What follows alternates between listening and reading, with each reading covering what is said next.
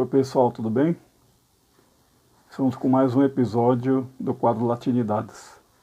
Hoje eu queria falar desse livro, La Casa de los Espíritos, de Isabel Allende, que foi publicado em 1982 pela primeira vez e traz a história de 3 gerações de mulheres que muitos críticos associaram à própria biografia da escritora. Há um dado inicial interessante, que a Isabel Allende era filha do primo-irmão do Salvador Allende. Portanto, nessa semana, hoje é dia 12 de setembro, e ontem parte do mundo ocidental, se lembrou bastante do atentado às Torres Gêmeas nos Estados Unidos, mas em menor número se lembrou do massacre, sofrido pelo governo chileno, que em 73, há 48 anos atrás, portanto, no mesmo dia 11 de setembro, sofreu atentado pelas tropas comandadas pelo Pinochet, sob influência e financiamento dos Estados Unidos.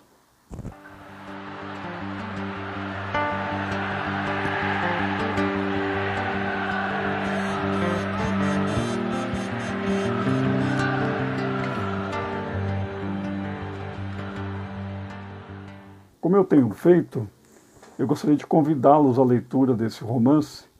Então eu vou, em vez de ler na língua original, eu vou traduzir diretamente um retrato duplo do Severo del Valle e da sua esposa Nívia. Severo del Valle era ateu e maçom, mas tinha ambições políticas e não podia dar-se ao luxo de faltar à missa mais concorrida de cada domingo e festa de guardar, para que todos pudessem vê-lo. Sua esposa Nívia preferia entender-se com Deus sem intermediários. Tinha profunda desconfiança das batinas e se aborrecia com as descrições do céu, do purgatório e do inferno, mas acompanhava o seu marido em suas ambições parlamentares, com a esperança de que ele se ocupasse depois um posto no Congresso. Enfim, o que é interessante nesse romance é que ele é narrado boa parte do tempo pelo Esteban Trueba, que é uma personagem para nós odiosa hoje, porque é um sujeito despótico, misógino, etc. Em contraponto a ele, que não por acaso narra essa narrativa, nós temos 3 gerações de mulheres, como eu havia dito, e elas seriam, portanto, Clara, que é a avó, a filha Bianca e a neta Alba, que alguns sugerem, ou muitos sugerem, que seria um alter ego da própria escritora Isabel Allende. É interessante como esse contraste da narrativa vai mostrando a diferença de como seria um regime matriarcal em contraste com o regime patriarcal, que é esse que o livro testemunha. Muitos dizem também que o livro, embora não se passe localmente no Chile, a cidade inventada no romance tem muitas relações com a cidade chilena.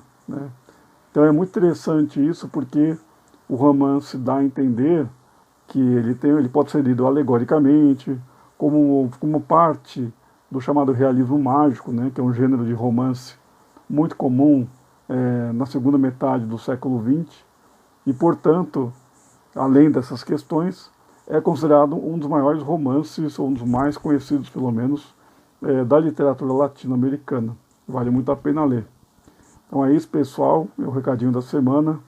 Até mais, um abraço. Um detalhe bem importante. Nesse livro A Casa dos Espíritos, da Isabel Allende, há uma epígrafe. E esse epígrafe são versos do Pablo Neruda, que nós comentamos um pouquinho no episódio anterior, o vídeo número 2 do quadro Latinidades. É isso, pessoal. Boa leitura para vocês. Até mais.